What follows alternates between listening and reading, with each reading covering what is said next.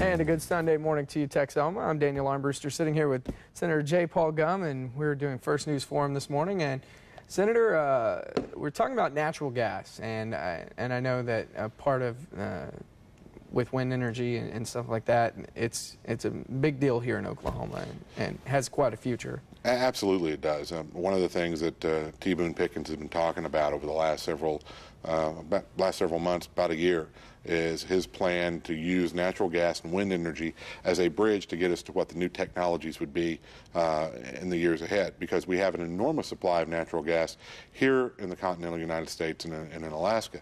And a good portion of that natural gas is under the feet of every man, woman, and child in the state of Oklahoma. So that's going to be extraordinarily good news for our state, using natural gas and that gift that the Lord has given us to boost our economy, provide strength for America, because if we're using natural gas from America as a fuel, we're not having to buy oil from people who don't like us very much as energy. And that makes good, not only economic sense, but good strategic sense in the world. Another advantage that Oklahoma has is much of western Oklahoma is in that corridor that is an enormously important part of the wind corridor. And what we've been working on at the state legislature is helping to find ways to increase transmission lines to get, once the power is generated in the wind farms, to get that power into the grid. And so we have been looking at policies to try to improve that over the last couple of years. They've definitely got the wind. Well, we've got the wind in western Oklahoma, and it's time we harness it. The key is making sure we can get that power into the grid where people can use it. T. Boone Pickens has been talking about both those factors of energy that Oklahoma has in abundance as a way to get us to that new technology. So if America does that, and as from an energy policy focuses on both wind and natural gas, it's going to be extraordinarily good news for Oklahoma's economy. In the tax revenue department for state government, and in the kitchen table budget department for families, because those dollars that are created for going out and discovering and extracting natural gas in the state of Oklahoma, they don't just go into a bank account somewhere else never to be seen again. They go into families' pockets, they go into store merchants' cash registers, they get churned around in the economy and drive even more growth and more business and more entrepreneurial opportunity. That's the key when you look at economic growth, is to keep the dollars flowing and keep and use to the best of your ability the natural assets that you have been given as a state.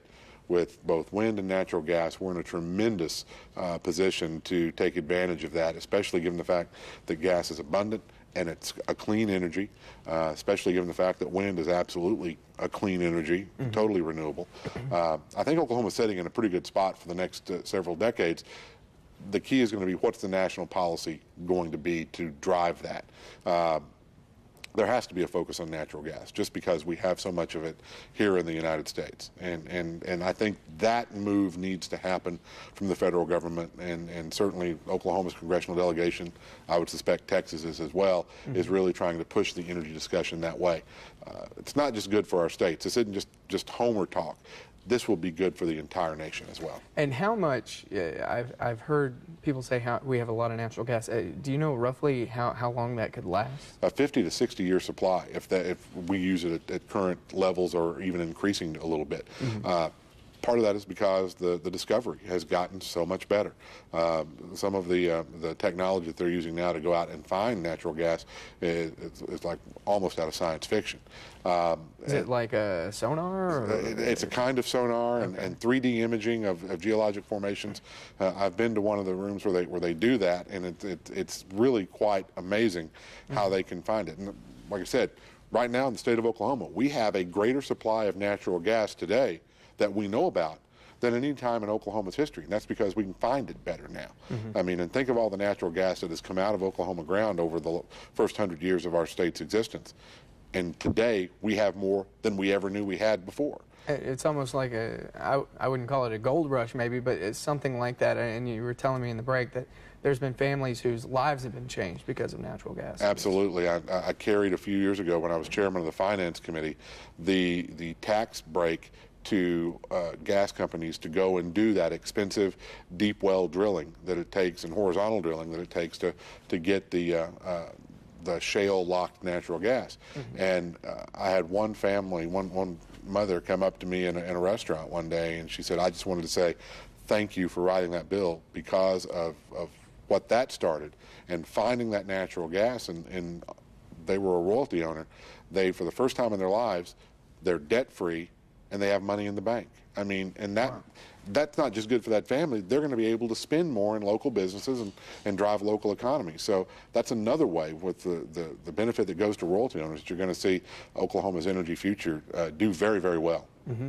And it's kind of sad, but I guess nowadays they say buying a home isn't necessarily the American dream, but just being debt-free is the American dream. And I guess that's an amazing. I mean, and this family owns a home, and it's paid for. So it's really amazing when you hear stories like that and see the power of the use of the natural resources that we have in the state of Oklahoma wisely, effectively, and efficiently, what it can do for families and what it can do for a state's economy. And that's why I think Oklahoma's greatest days are ahead of us. We've got tremendous natural resources. We've got tremendous opportunity to use those resources wisely and effectively, not only to help our families in our state, but to help the entire nation.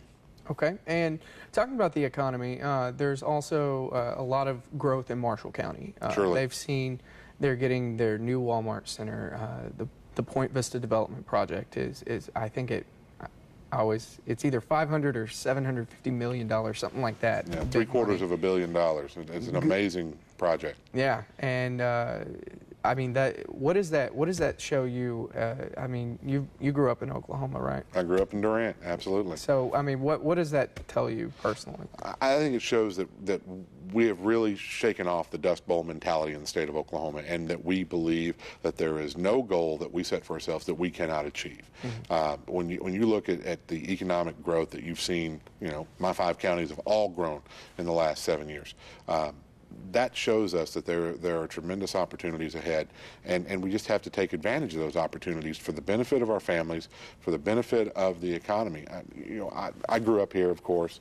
I have seen generation after generation of young Oklahomans move somewhere else because they didn't feel that they had a chance to succeed and have a job where they could support their families, buy a home, buy a car, and send their kids to school.